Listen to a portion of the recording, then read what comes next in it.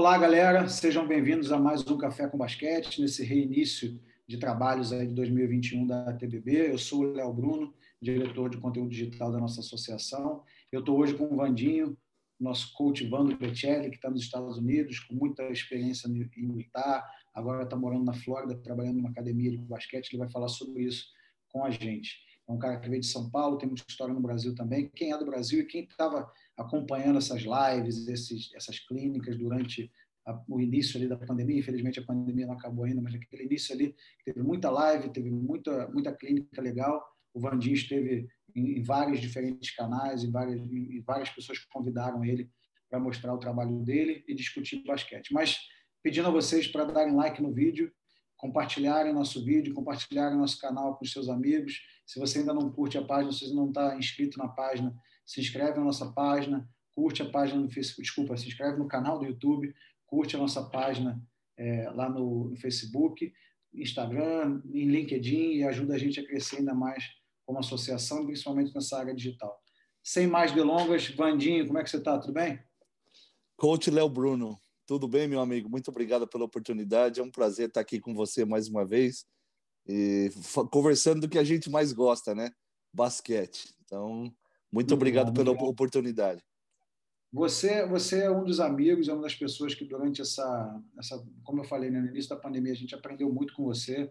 E você, inclusive, ajudou a gente a fazer algumas coisas. Eu estava trabalhando com o Marquinhos, né, com o pessoal do Basquetebol em Foco, e você acabou mostrando para a gente uma maneira até um pouco diferente de fazer essa interação com a pessoa que está assistindo, mostrando prancheta. A gente não tinha... Às vezes era eu de uma casa, você de uma outra casa, e aí você virava o computador assim para a prancheta na parede. Foi uma coisa muito legal. A gente fez muita coisa legal durante essa pandemia. Como é que está o tempo aí na Flórida? Como é que está o trabalho por aí? Conta um pouquinho dessa tua trajetória nos Estados Unidos e fala para a gente qual é o dia a dia na Flórida hoje.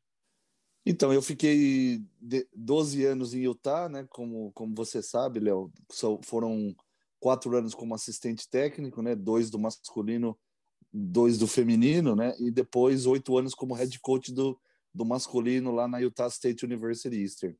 Agora estou tendo essa oportunidade aqui na Flórida.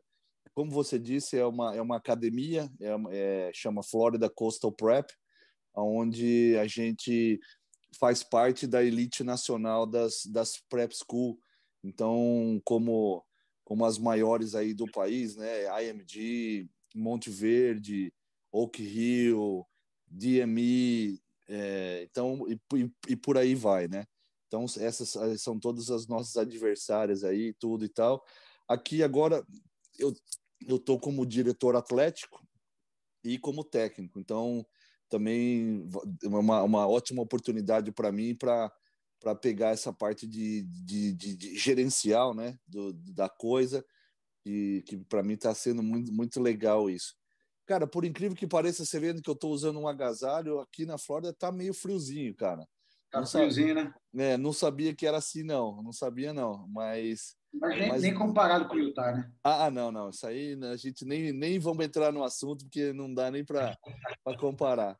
Mas tá beleza, nós estamos, já acabou a metade da temporada, nós estamos indo agora, nesse final de semana, descer lá para Tampa, para Orlando, temos 5 jogos para fazer lá, então é assim, é bem diferente, Léo, porque a gente joga às vezes 4, 5 dias seguidos, 5, 6 jogos seguidos, então é bem diferente do universitário, né, que a gente tinha o espaçamento legal e tal.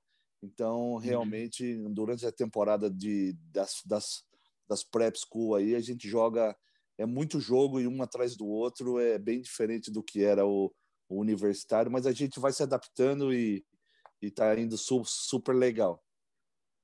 E é uma realidade, né, Vandinho? A gente sempre compara as realidades, assim, a gente compara de uma forma respeitosa e também de forma sensata. A gente sabe que a estrutura do basquete norte-americano é muito diferente da estrutura do basquete brasileiro, mas a gente fala muito de cultura, a gente fala muito de hábitos dos treinadores, a gente fala muito de hábitos dos atletas, como que a comunidade de técnicos se comporta no Brasil, se comporta nos Estados Unidos. É por isso que nós estamos fazendo essa série com técnicos brasileiros no exterior.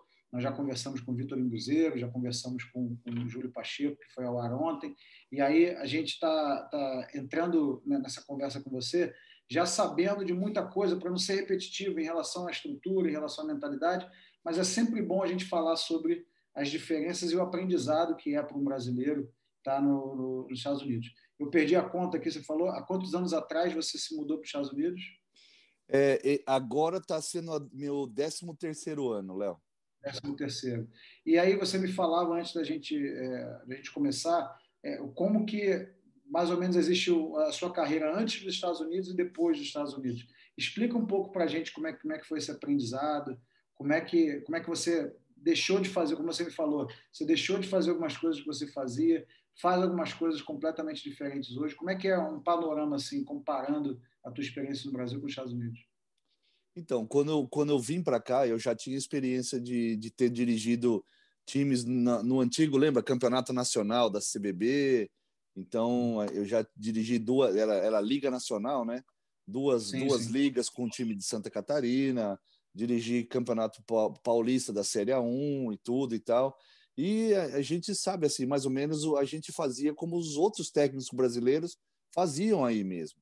E aí, quando a gente veio para cá, quando eu falava para você, a gente teve um choque, né? A gente falei, meu, putz, será que eu tô errado? Será que eu tô certo? E aí eu costumo dizer que a minha carreira, que nem você falou, é antes e depois dos Estados Unidos. Antes, eu peguei a maioria das coisas que eu falava assim, cara, isso aqui não serve mais. Então, lixo, vamos começar de novo, vamos lá anotar no caderninho. Então, por exemplo, teve muitas coisas aqui que realmente foi um choque para mim e de ter que quebrar paradigmas. E um grande exemplo que eu dou por exemplo, o NBB vai ter o jogo, sei lá, 19 horas. O time da casa, no dia do jogo, vai lá, o adversário vai lá fazer o treino de arremesso, né, sei lá, das 10 às 11 e o time da casa das 11 ao meio-dia. Então, depois volta todo mundo pro hotel ou para casa, dá uma descansada, né, almoça, dorme à tarde, acorda, come o lanchinho e vai pro jogo, né? Então, isso é o normal que a gente vê aí no Brasil. Aqui, cara, quando eu vi, é totalmente diferente. Por exemplo, a gente joga 7 horas da noite, né? E aí, geralmente, o feminino joga antes.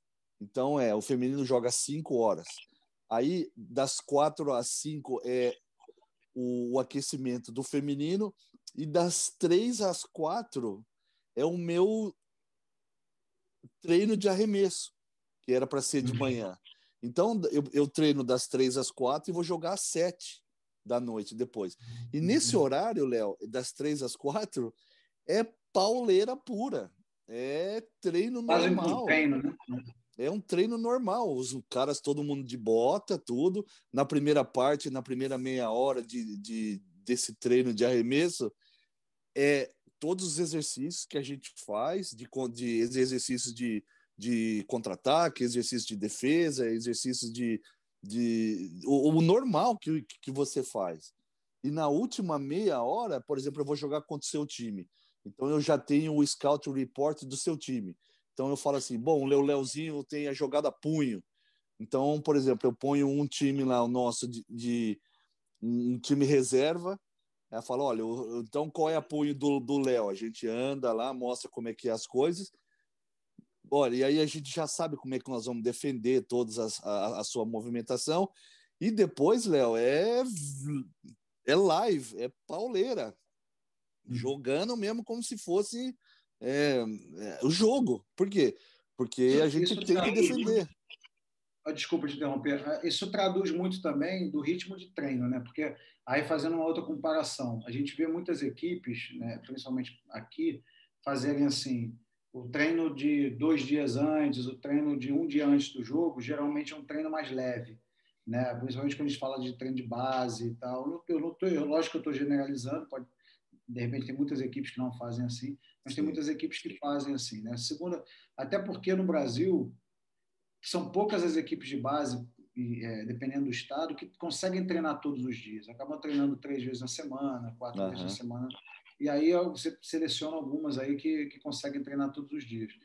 E aí aquele treino de véspera de jogo é um treino mais relaxado, mas aí não tem essa, né?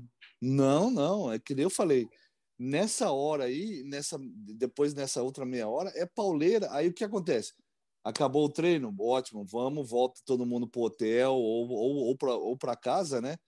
Toma um banhinho, come o negócio, e aí, quando você já volta pro jogo, Léo, você já tá com a adrenalina aqui, ó, já tá no jogo. E eu lembro, às vezes, quando estava aí no Brasil, né, que você vai lá chutar de manhã, aquele que a gente fala, né, o suja-roupa, que o cara depois vai pro hotel, dorme, acorda, chega sonolento no jogo, o primeiro quarto parece que, né? E aqui não, você já sai de cara, já tá pilhado. Então é muito diferente disso, né? E o ritmo E de a mesma treino. coisa no feminino? E a mesma coisa no feminino? Então, daí eu fui ver, assim, eu achava que eu falava assim, meu, quando eu era assistente, né, eu falei, nossa, esse técnico meu é louco, o cara vai, né, nós não vamos andar na quadra, vamos jogar daqui a pouco, meu, já vai gastar todas as energias ali. E eu fui falar assim, não, quero ver se o feminino também faz igual.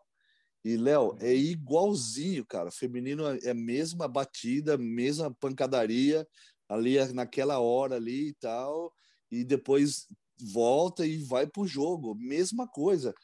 E tem uma coisa que é bem legal aqui no feminino, que a gente vê assim, que, vamos ser sinceros, né, Léo? Se pegar a seleção americana e pegar uma seleção do mundo, no feminino, vai ser. Acho que o feminino dos Estados Unidos não perde para ninguém. Não perde. Dificilmente, né? O Realmente. masculino pode ser que sim, mas eu acho que o feminino não. É difícil, né? Por Eu que até diria isso? o seguinte, antes da WNBA, eu acho que existia até uma competitividade maior entre as equipes do mundo contra a equipe americana.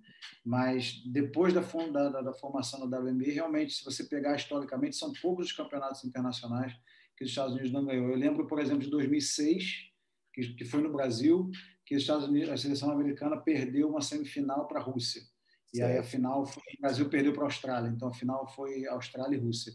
Eu não lembro, né, posso estar enganado, de repente tem que fazer uma pesquisa depois, mas eu não lembro de outra competição depois dessa que os Estados Unidos não ganhou no feminino. É.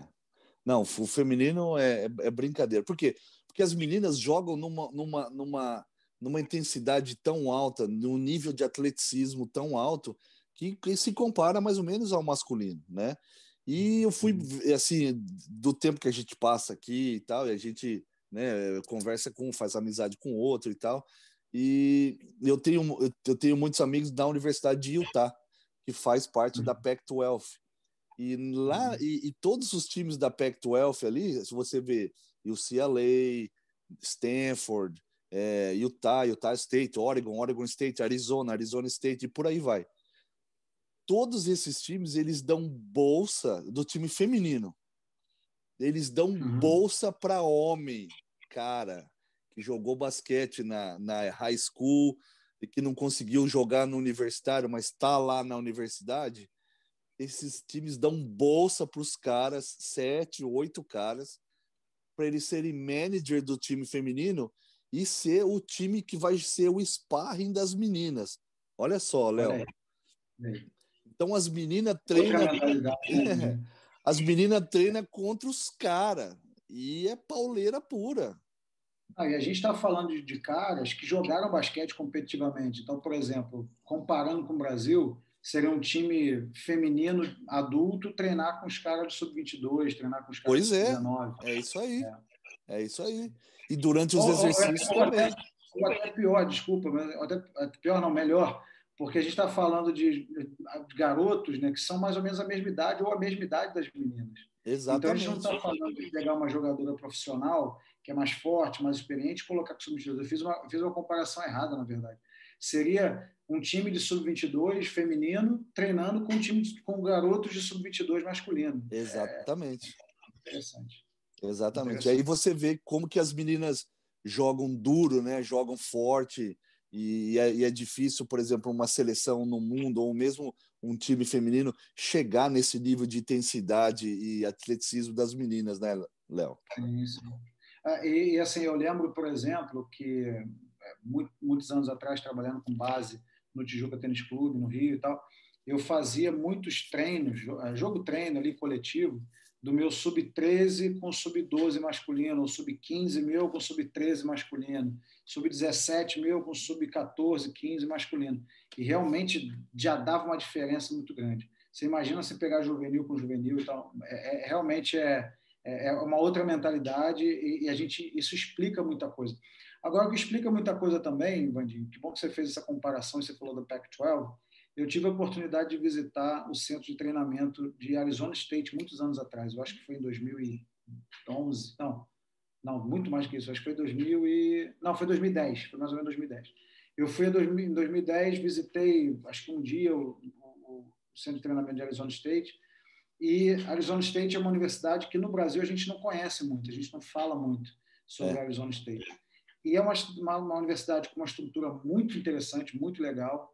O ginásio deles de jogo é um ginásio grande, muito bem estruturado e tal. E o centro de treinamento, que, se não me engano, na época havia sido construído ou pela Adidas, ou... Não, minto. A Adidas construiu um centro de pesquisa dentro da universidade, dentro do centro esportivo de Arizona State. Mas o centro de basquete, que era assim, era um complexo só, era um prédio que a mesma estrutura que era dada para o masculino era dada para o feminino. E era separado. Então, assim, tentando fazer uma ilustração, seria assim, um prédio com 1 ou 2 andares, que você vai ter salas e sala de vídeo, sala do técnico, sala do assistente técnico e tal. E aí você entra, por um lado, a estrutura do masculino, por outro lado, a estrutura do feminino.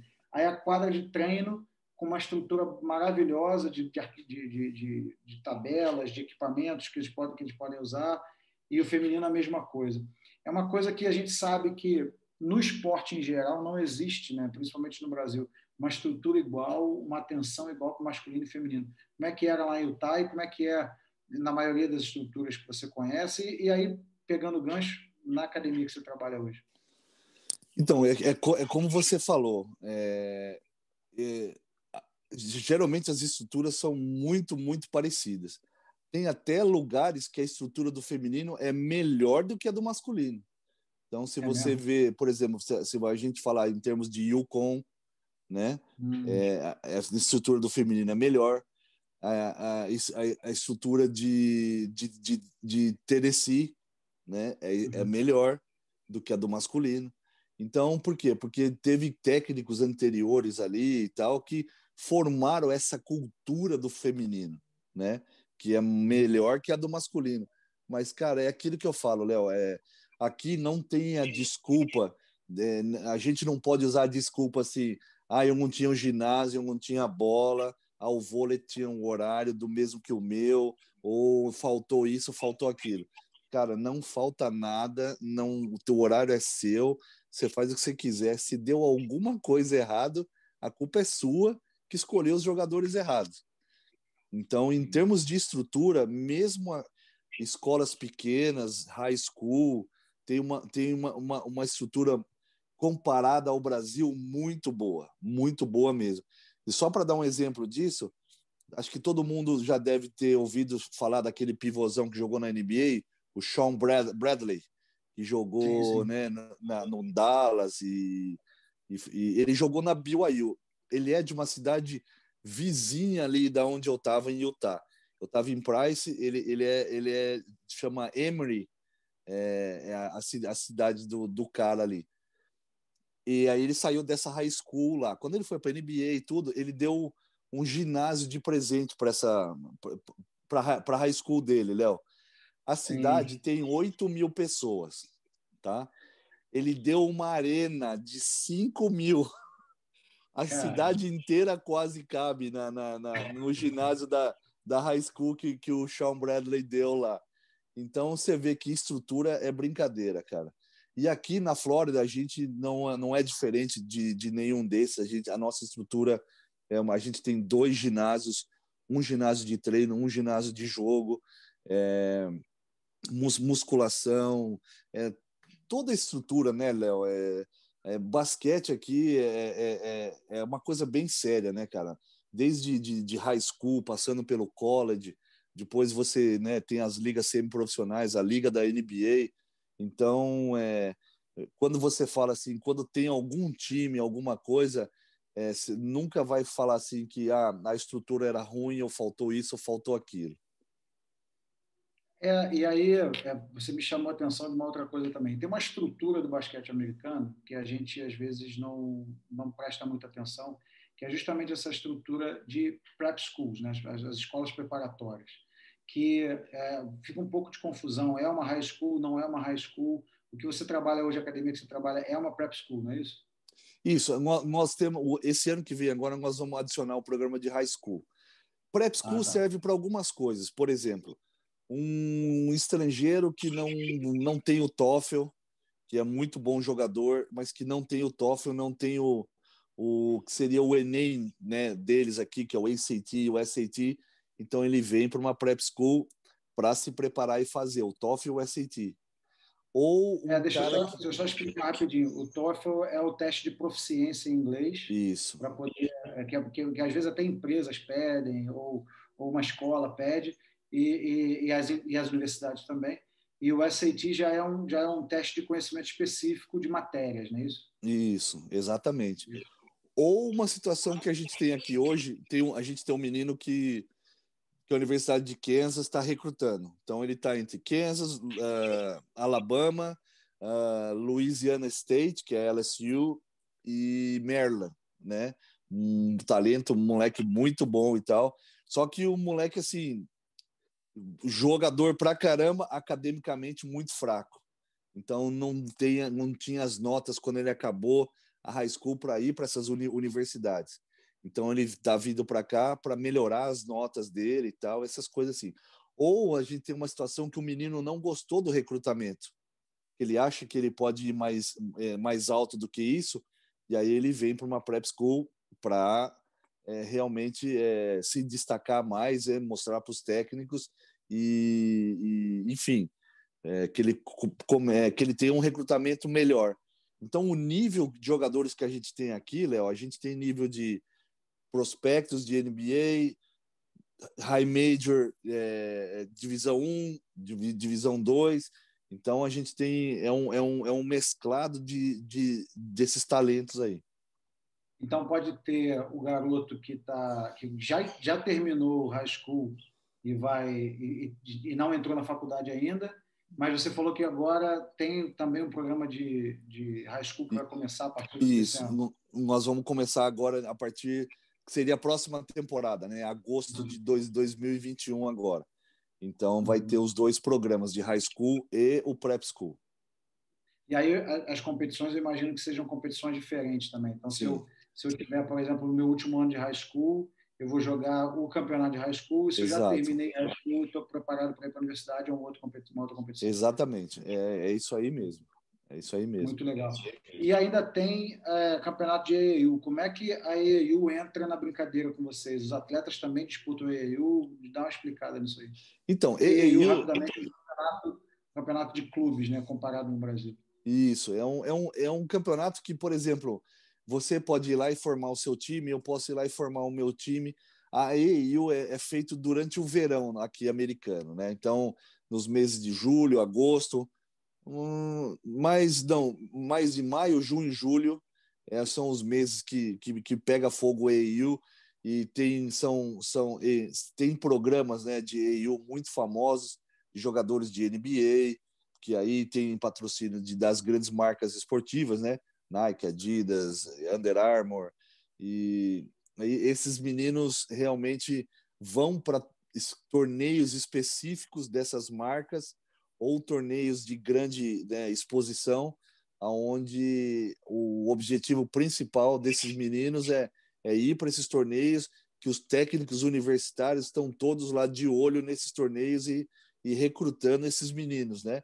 Porque esses meninos só podem jogar o AAU se eles não tiverem assinado com nenhuma universidade.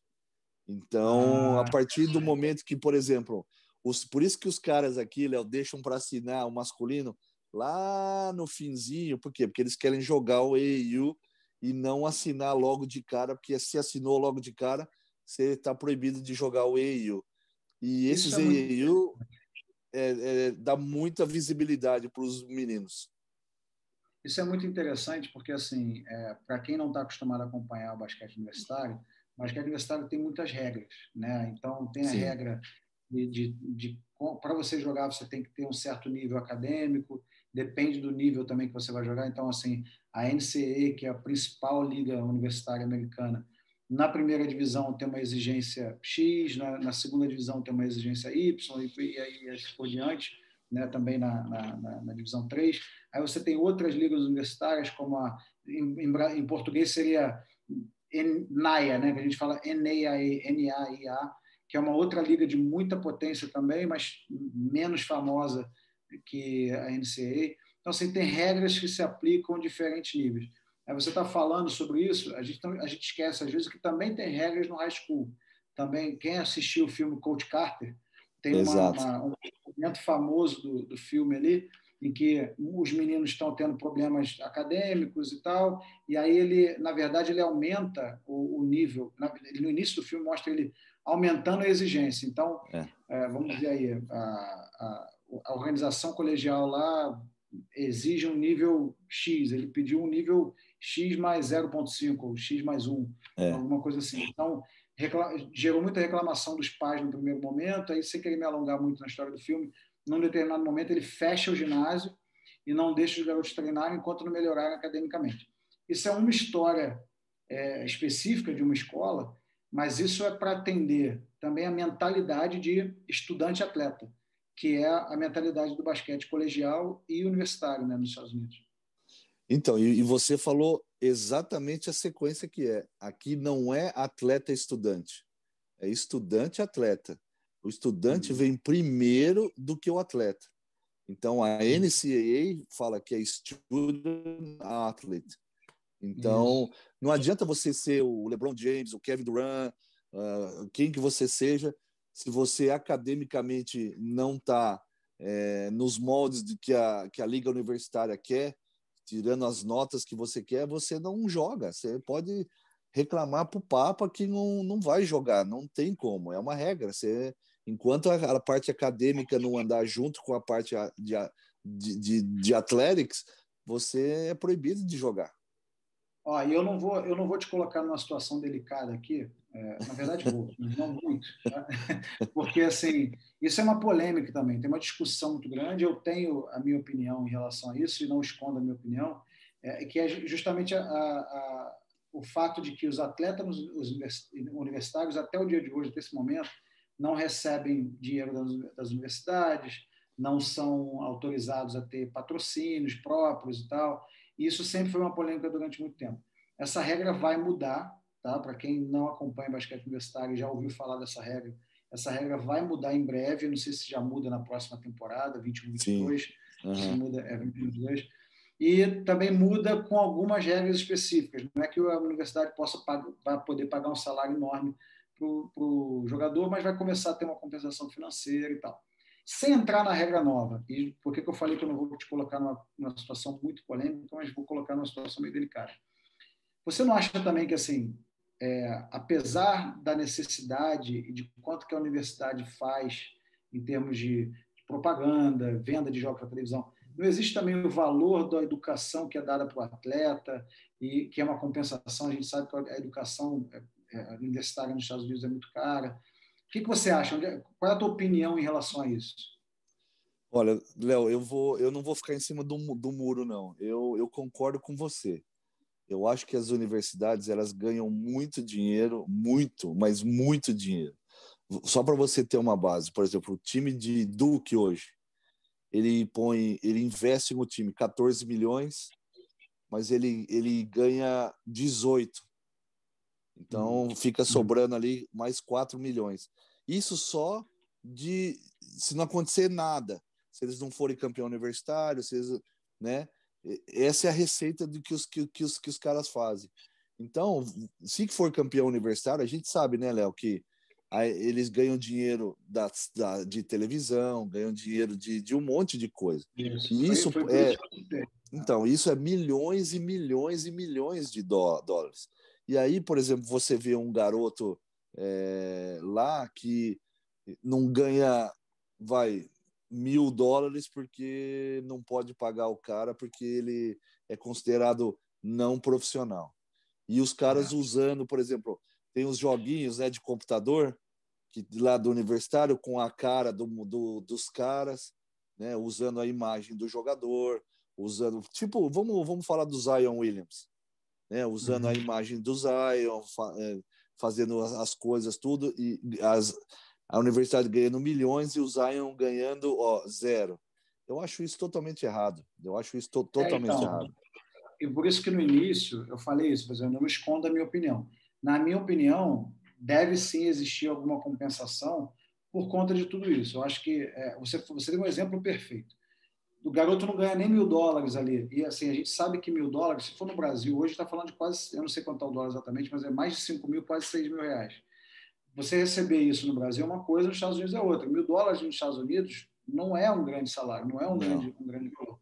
Mas para um menino que está na universidade, que mora no alojamento, ou que divide um apartamento com 2, 3 atletas, vai fazer uma diferença muito grande para ele. Quem já foi aos Estados Unidos sabe que se você não tiver carro, dependendo de onde você morar, você não consegue se deslocar com a mesma facilidade.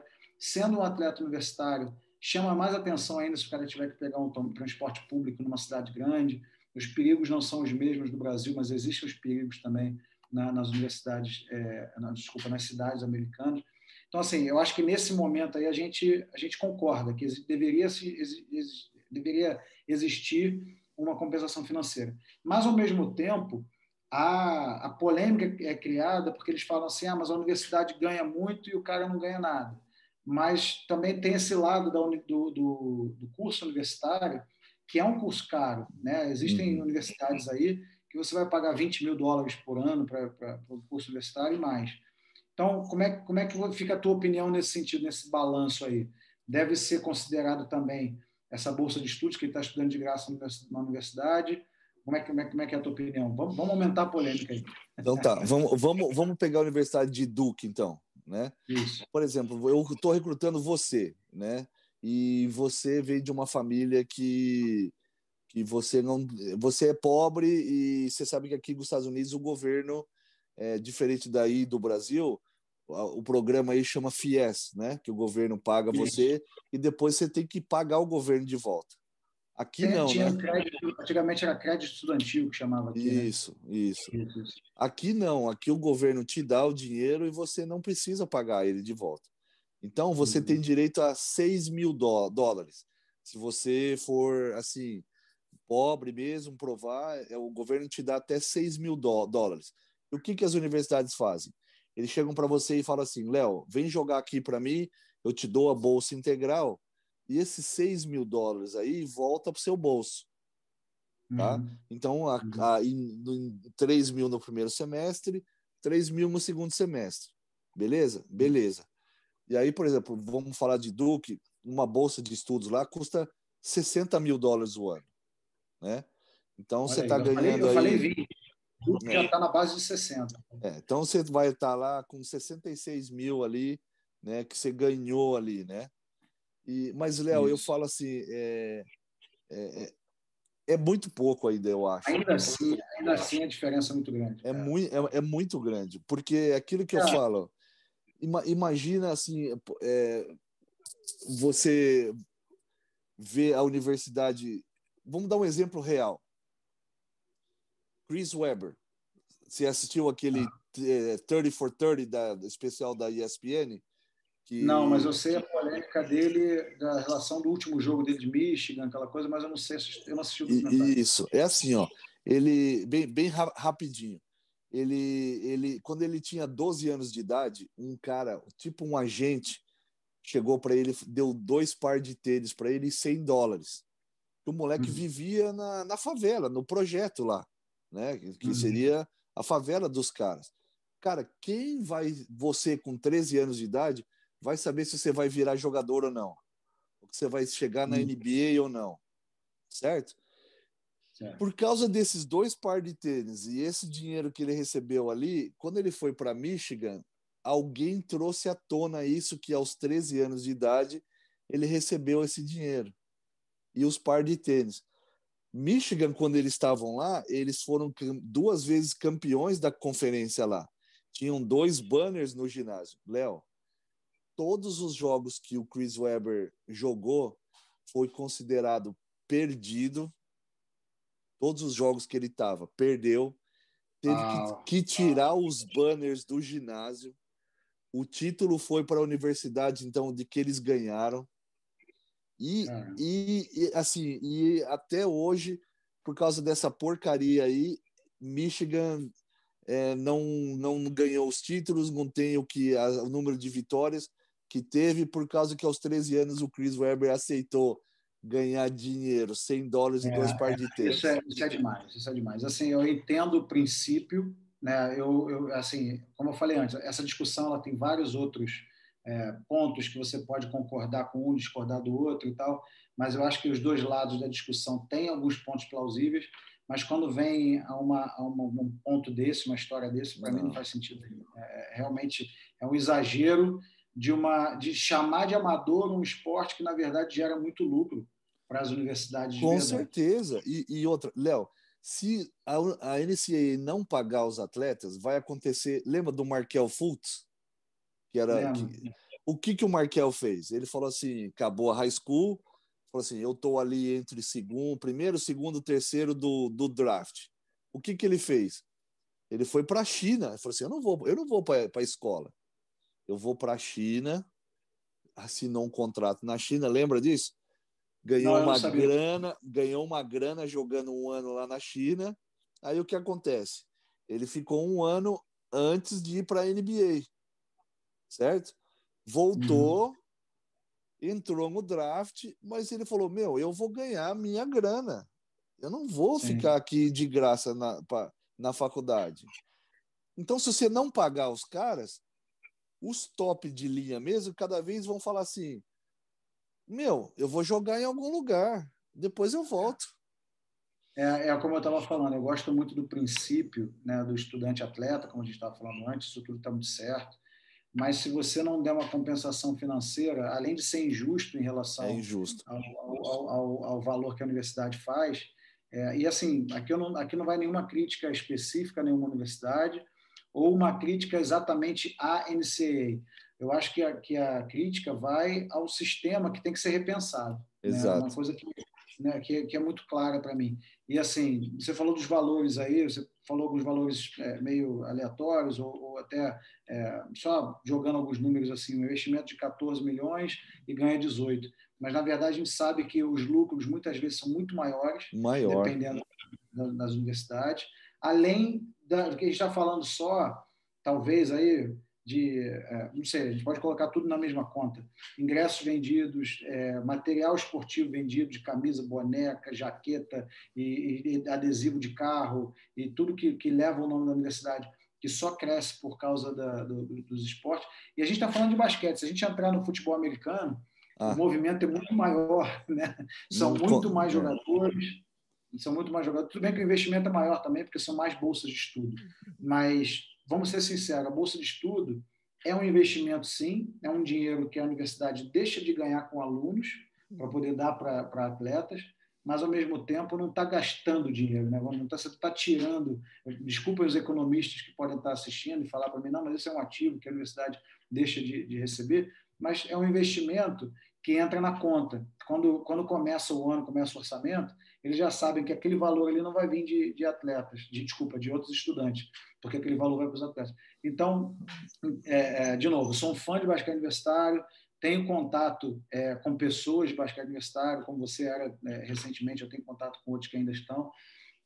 Sou sócio da NABC, que é a Associação de Técnicos dos Estados Unidos, que você também é membro, e a gente sabe a importância que tem o basquete universitário, o basquete colegial e a estrutura que é o basquete. Mas realmente é um ponto a se repensar.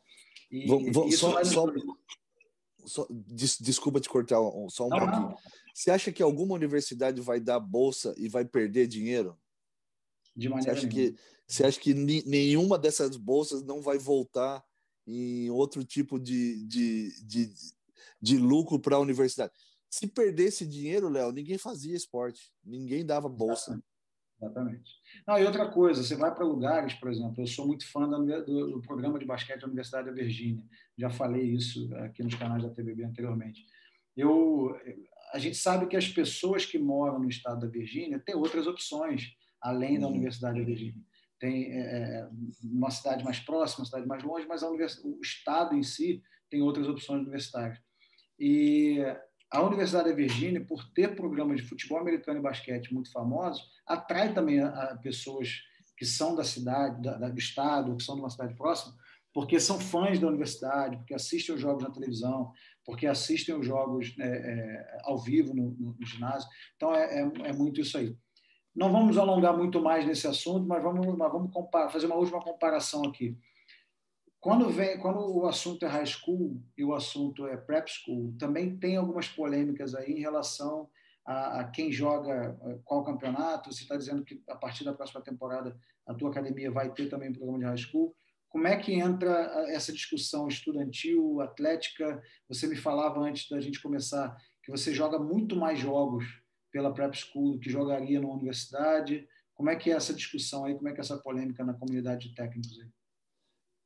Olha, tá sendo uma experiência assim bem diferente, mas bem legal também, Léo, porque assim, na prep school, você teoricamente a tua parte acadêmica você já acabou, tá? Então você vai focar no basquete. É a mesma coisa que fosse um cursinho aí. Você já se formou no ensino médio.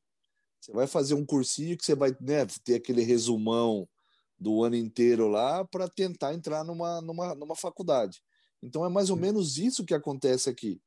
E aí, por exemplo, para você ter esse aparecer para os técnicos, né?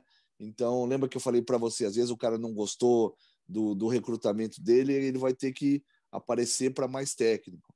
Ou, né, algumas coisas assim. Então, para aparecer, o que ele tem que fazer? O moleque tem que jogar. Então, na prep school tem muito mais torneios do que uma temporada regular. Por quê? Porque, entre aspas, Léo, na high school não tem regra. Não tem regra. Se eu quiser jogar 200 jogos por temporada, eu jogo. Na high school, não. Então, por exemplo, eu tenho um número X de jogos que eu posso jogar. Na high school, acho que eu posso jogar 28 jogos, eu acho. No universitário, eu posso jogar 30. Então, na high school, ou minto, na prep school, se eu quiser jogar todos os dias, eu jogo. Eu posso jogar contra a universidade, posso jogar contra a junior college, posso jogar contra a high school, posso jogar contra a prep school. Então, posso jogar contra quem eu quiser. Então, assim, no fim do dia que o americano fala, the end of the day, o moleque, quando acabar o ano de prep school, ele tem que estar assim, opa, beleza, eu consegui uma bolsa para ir para a universidade. Então, você está muito americano. Você está muito americano. O termo que a gente usa no Brasil é no fim das contas, não é isso? No fim das contas, é isso aí. Então, legal. esse é o objetivo. Muito legal. Vandinho, eu acho que tem muita coisa que a gente pode aprender com essa estrutura. Eu, às vezes, sou acusado de ser... As pessoas, às vezes, usam umas palavras assim, não muito amigáveis quando falam dessa minha admiração pelo sistema de preparação de atletas, de formação de atletas dos Estados Unidos, às vezes por preferência da outra pessoa, que prefere, de repente, o sistema europeu ou o sistema argentino e tal, às vezes por não conhecer o sistema que a gente está falando, não conhecer a estrutura e a cultura que a gente está falando. Mas, de qualquer forma, eu acho que discutir, conversar sobre diferenças e tentar adaptar o que há de melhor é sempre muito, muito interessante. Eu te agradeço pelo teu bate-papo de hoje com a gente, é sempre muito bom falar com você, e eu estou ansioso para poder te visitar aí na Flórida quando acabar essa pandemia, quando acabar essa loucura.